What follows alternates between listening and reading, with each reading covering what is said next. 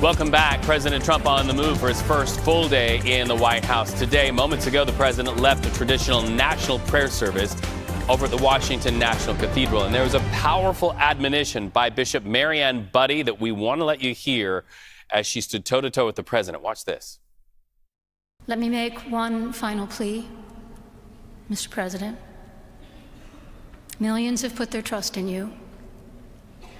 And as you told the nation yesterday, you have felt the providential hand of a loving God. In the name of our God, I ask you to have mercy upon the people in our country who are scared now. There are gay, lesbian, and transgender children in Democratic, Republican, and independent families, some who fear for their lives. And the people who pick our crops and clean our office buildings, who labor in poultry farms and meat packing plants, who wash the dishes after we eat in restaurants and work the night shifts in hospitals, they may not be citizens or have the proper documentation, but the vast majority of immigrants are not criminals. They pay taxes and are good neighbors. They are faithful members of our churches and mosques, synagogues, wadara, and temples. I ask you to have mercy, Mr. President, on those in our communities whose children fear that their parents will be taken away, and that you help those who are fleeing war zones and persecution in their own lands to find compassion and welcome here. So let's go live to CBS News senior White House correspondent Weijia Jiang. Weijia, this is a president who does not like to be admonished, does not like to be told what to do. Do we have an early readout to his reaction to those very powerful words there at that church service? He was on the front row.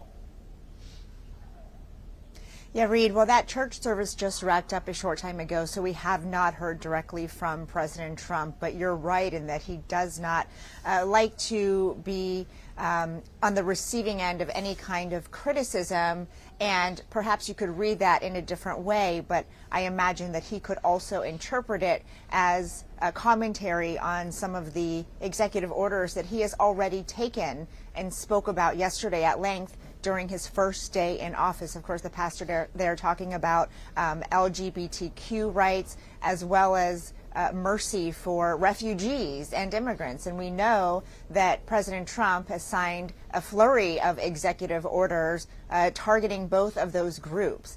And so even though there is an expectation of a separation between church and state, I think in this case, because the Episcopal faith is very in line with opening arms and welcoming people from everywhere and immigrants and refugees, I think she could argue that this was not a political statement, but a religious one. Reed. We also want to go from business and some of these social policies, to business now. CBS News has learned that Trump is set to announce billions of dollars in private sector investments to build AI intelligence infrastructure in the United States. We saw so many major tech bosses there, shoulder to shoulder with past presidents and lawmakers and cabinet positions. So we know tech is big. Talk to us about what those private sector investments look like, especially where AI is concerned.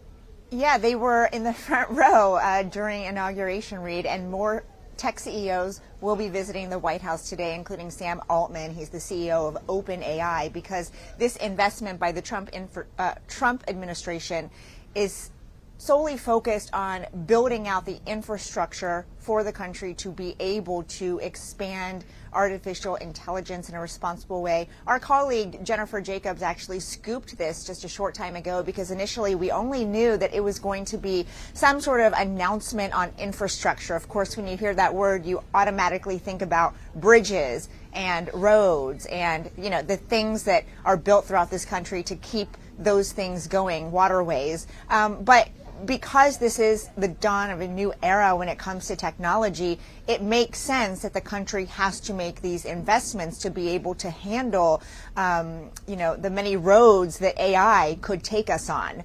And so we expect to hear from the president on this afternoon around 4:30, Reed. All right, Weijia Jiang, thank you so much. A report from the White House, so much that we could unpack, but glad we had a minute to talk about a couple of major things. Good to see you, my friend.